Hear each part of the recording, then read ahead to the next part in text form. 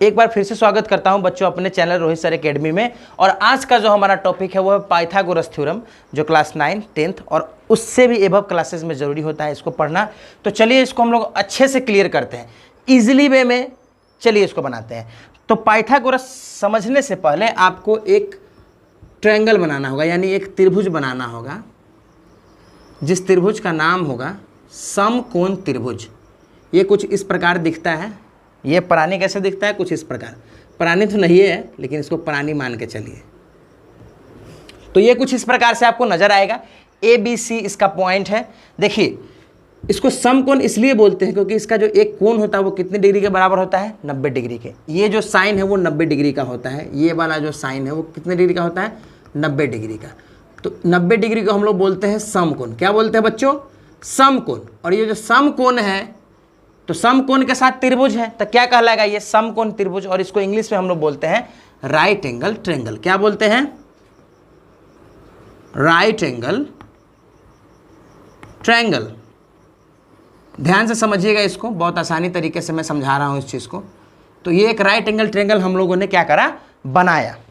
तो अब right angle triangle का पाइथागोरस थ्योरम से क्या लिंक है, अब इसके बारे में हम लोग जानेंगे।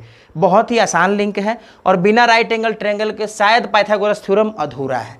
जैसे हमारे ज़िंदगी में नहीं बोलते हैं कि पढ़ाई के बिना ज़िंदगी अधूरा है, उस तरह से राइट एंगल ट्रायंगल के बिना पाइथागोरस थ्योरम अधूरा है। तो चलिए अब इसको हम लोग आसानी से क्लियर करते हैं। बच्चों देखिए, पाइथागोरस थ्योरम को समझने के लिए इस राइट एंगल ट्रायंगल में जो ये AC है, ये पॉइंट A और C वाला जो साइड है, भुजा है, इसको हम लोग बोलते हैं H। छोटा h से इसको हम लोग लिखते हैं हाइपोटेनस। क्या लिखते हैं इंग्लिश में? हाइपोटेनस। याद रखिएगा, हाइपोटेनस। इसको हिंदी में कर्ण कहा जाता है। क्या कहा जाता है बच्चों? कर्ण। बिहार बोर्ड वाले, CBSE वाले बच्चे इसको अच्छे से समझ लीजिए। ये वाला साइड है, इसको हाइपोटेनस और हिंदी में इसको क्या बोलते हैं? कर्ण बोलते हैं। चलिए नीचे की तरफ आते हैं। BC जो साइड है आपका, इसको बोलते हैं इंग्लिश में बेस। क्या बोलते हैं? बेस। इसको लिखते कैसे हैं? स्मॉल b से। मैं ब्रैकेट में घेर दे रहा हूँ, स्मॉल b से लिखते हैं। और इसका मतलब क्या होता है? आधार। बेस का मतलब क्या होता है? आधार। किसी चीज़ का आधार मतलब जानते हैं किस चीज़ पे वो टिका हुआ है, किस चीज़ पे वो टिका हुआ है। आधार का मतलब क्या हो? किस चीज़ पे वो टिका हुआ है। तो ठीक उसी प्रकार से इस त्रिभुज का आधार क्या है? BC है। उसके बाद ये वाला जो साइड आपको नजर आ रहा है, इस साइड को हम लोग बोलते हैं P। स्मॉल p से इसको डिनोट करते हैं और इसका मतलब होता है परपेंडिकुलर। क्या होता है?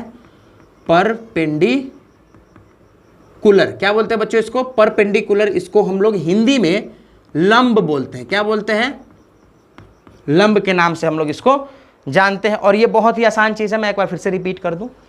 AC जो है H, और इसको इंग्लिश में हाइपोटेनस, हिंदी में कर्ण कहा जाता है।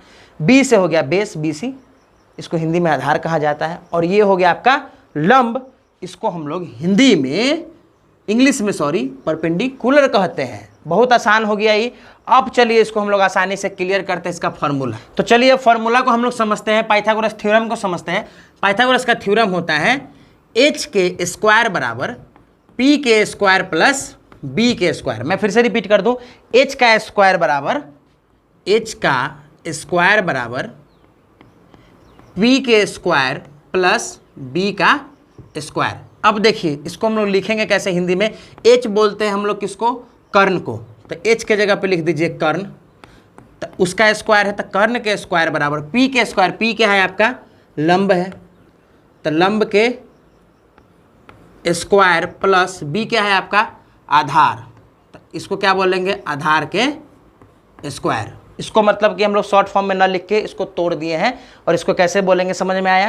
कर्ण का स्क्वायर बराबर लंब का स्क्वायर प्लस आधार का स्क्वायर। कर्ण का स्क्वायर बराबर लंब का स्क्वायर प्लस आधार का स्क्वायर। h का स्क्वायर बराबर p square plus b square. यही है आपका पाइथागोरस थ्योरम। चलिए इसको हम लोग अगर तोड़ते हैं, देखिए अगर हम h के ऊपर से स्क्वायर हटा देते हैं, तो हम लोग जानते हैं किसी भी चीज़ के ऊपर से स्क्वायर हटा देते हैं तो इधर क्या चढ़ता है बच्चों? रूट चढ़ जाता है। तो हम h के ऊपर से स्क्वायर हटा करके रूट चढ़ा दिए और अंदर में लिख दिए p square plus b square. देखिए इसको हमने क्या करा? तोड़ा। h के ऊपर से स्क्वायर हटा दिया, तो किसी भी नंबर के ऊपर से स्क्वायर हटा देते हैं तो उसको बगल में क्या चढ़ता है? रूट चढ़ जाता है। तो रूट चढ़ा के p square plus b square जैसे के तैसे लिख दिए। एग्जाम्पल के तौर पर देखिए, 2 के स्क्वायर होता है 4, होता है ना? 2 का स्क्वायर होता है 4। अगर हम यहाँ से स्क्वायर हटाते हैं, इधर रूट चढ़ाते हैं, तो रूट 4 के मान क्या निकल कर कहता है? 2 आता है। ये भी एक ट्रिक है। उसी प्रकार से h के ऊपर से अगर स्क्वायर हटाते हैं तो इधर क्या चढ़ जाएगा बच्चों? रूट चढ़ जाएगा। चलिए अब थोड़ा देर के लिए हम यहाँ पे एक सवाल देते हैं आपको। मान लीजिए ये एक आपका समकोण त्रिभुज है, ये है आपका P, ये है आपका Q, ये है आपका R, ये है आपका समकोण, तो 90 डिग्री का हो गया। मान लीजिए आपका H आपको निकालना है, यानी कर्ण निकालना है। P दिए हुए आपका 3 और B दिए हुए आपका 4। तो चलिए H निकालिए। तो फॉर्मूला क्या है H का? H बराबर है रूट अंडर P का स्क्वायर है, रूट अंडर P के स्क्वायर। तो P कितना है आपका? 3 है, तो 3 के स्क्वायर कर दीजिए। बीच में प्लस है तो प्लस, फिर B का स्क्वायर है, तो B कितना है आपका? 4 है, तो फिर कितना हो जाएगा? 4 के स्क्वायर। तो H बराबर क्या हो जाएगा? रूट अंडर 3 के स्क्वायर कितना होता है? तो 3 तिहाई 9 प्लस 4 के स्क्वायर होता है 16। तो H बराबर रूट 9 और रूट 9, 16 और 9 को जोड़िएगा तो हो जाएगा 25। हम लोग जानते हैं रूट 25 का मान होता है 5।